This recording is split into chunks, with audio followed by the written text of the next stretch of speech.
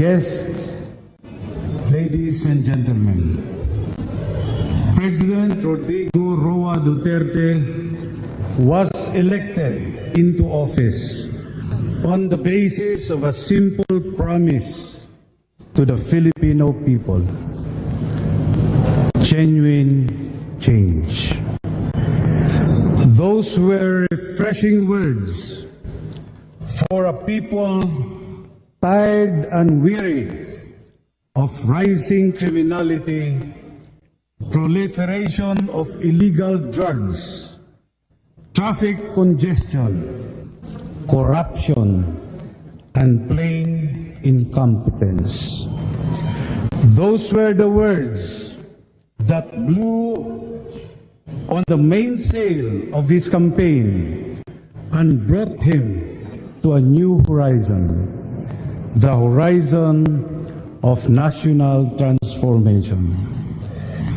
But the President knows, as we all know, that genuine change is impossible if he acts alone.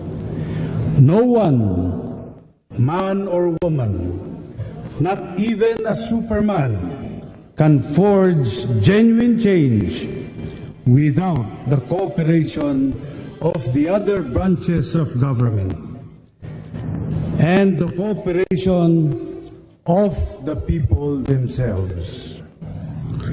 True and genuine change can only come if we as a people and as a nation join hands with the President in achieving it.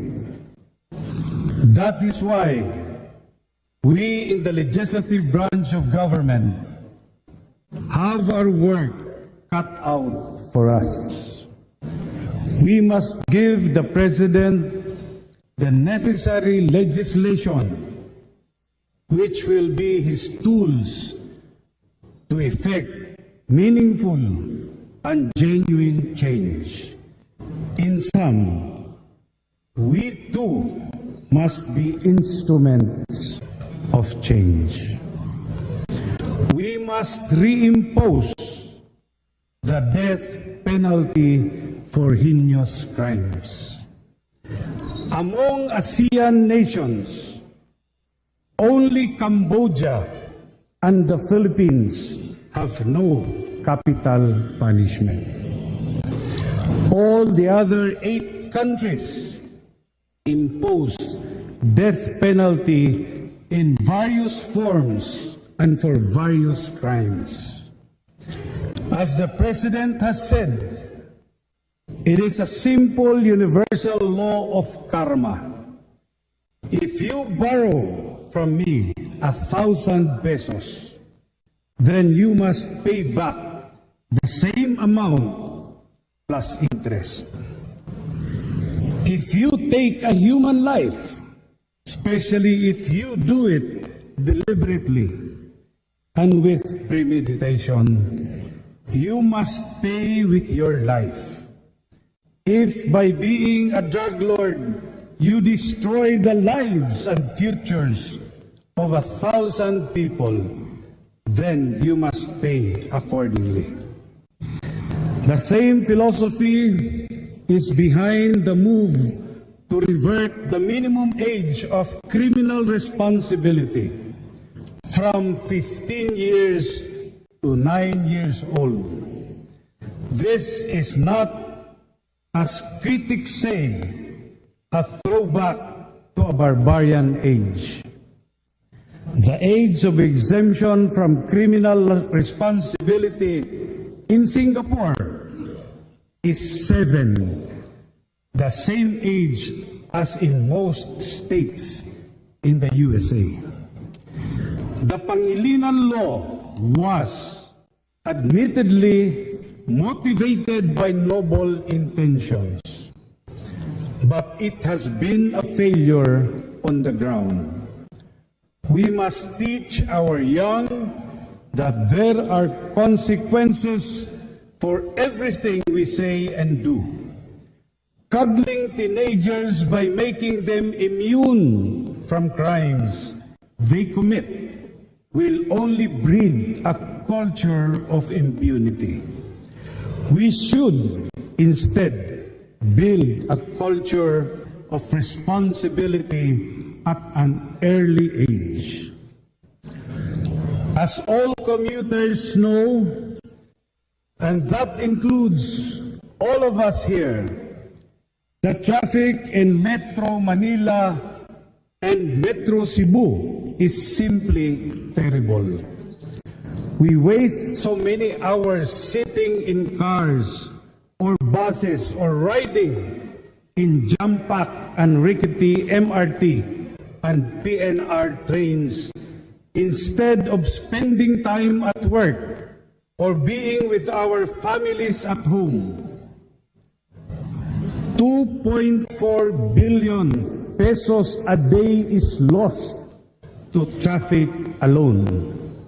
The situation is, in most certain terms, a true crisis which needs emergency powers to enable the President to act. In this vein, we should revisit and revise the Government Procurement Act. Since its passage into law, many government agencies, as well as those in the private sector, have felt discomfited with RA 9184 as amended.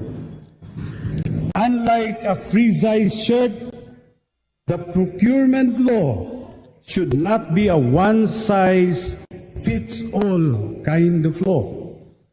We should put in enough flexibility to address all foreseeable possibilities that may arise in the course of government procurement. The President has started the ball rolling in the direction of greater transparency in government with an executive order on freedom of information. We should do our part and enact a meaningful freedom of information law applicable to all branches of government. The greatest crimes are committed in dark secrecy. A freedom of information law will bring the light of truth and transparency into government transactions. The law on income taxation should be simplified into one imposed on gross income progressively.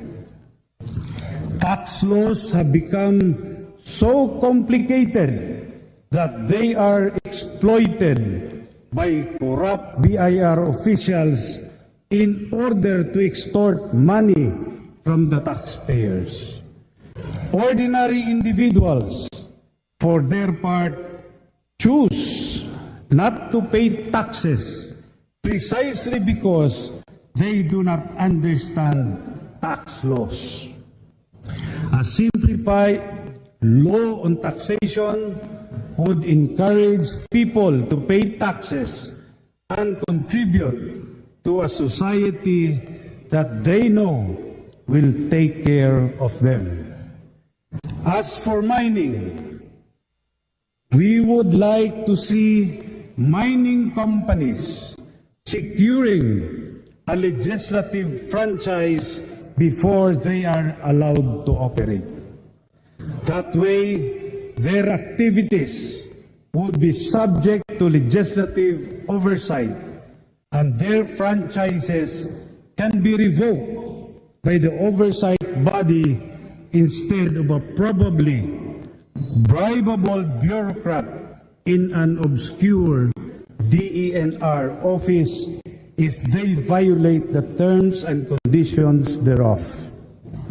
Also, we would like to ensure that these companies do not export the ores they mine, processing or semi-processing of these ores should be done within the Philippines. This one way to give jobs to our people instead of enriching only the stockholders of mining companies. The labor laws need revision. We should increase the penalties presently in our statutes for the non-payment of minimum wage. And the National Wages and Productivity Commission, the DOLE, should have an arm that will make sure violators are prosecuted. The practice of endo should be looked into. Manpower supply agencies should be mandated upon pain of criminal liability to comply with all labor standards on wages and benefits, and the employer be made solidarily liable. As for Social Security, it is only right and just that the pensions of our retirees should be adjusted upwards so they can buy their groceries and their medicines at today's prices. If we need to increase contributions so we can fund the increase in pension benefits, then we must. We must adjust not only to meet the present needs, but also to anticipate future needs. During elections, our senior citizens and PWDs, or differently abled citizens, should have the option to avail of the procedures for absentee voting. The fact that you are elderly or in a wheelchair should not disenfranchise you from participating in the most sacred exercise of a democratic nation, electing your leaders into office.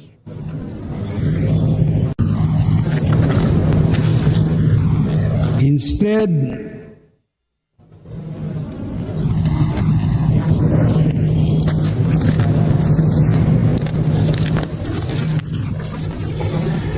and of course, the most holy grail of all, the revision of the 1987 Constitution and the transformation of our system of government from a unitary presidential form to a federal parliamentary one. The unitary and highly centralized form of government was imposed on us by the colonizing power of Spain and the United States of America. And for one reason, total control over the country. The results have been stunted growth in about 80% of our country, and the over-dependence of local government units upon the national government. The power of Imperial Manila over the rest of our nation has to end. Our LGUs need to be allowed to stand on their own feet and to develop and grow as they see fit, subject only to standards that the national government may set. This, among others, should be done by a constitutional convention within a time limit set by Congress. If this legislative agenda seems overly ambitious to some, it is only because of inertia. A body at rest tends to rest indefinitely and will resist movement. But we should not be like the admiral who, because he feared the big waves of the Pacific and the journey into the unknown, dropped anchor in a harbor and held office there. Let us not fear change. The only thing we should fear is the fear of change itself. Instead, let us embrace change. Let us be instruments of change and apply the other side of the law of inertia. A body on the move tends to move indefinitely. Starting today, then let us roll up our sleeves and get to work. Our mission in this 17th Congress is clear: to enact laws that will deliver to our nation and our peoples a future better than yesterday's and brighter than today's. Tinuod nga kausaban, daghang salamat.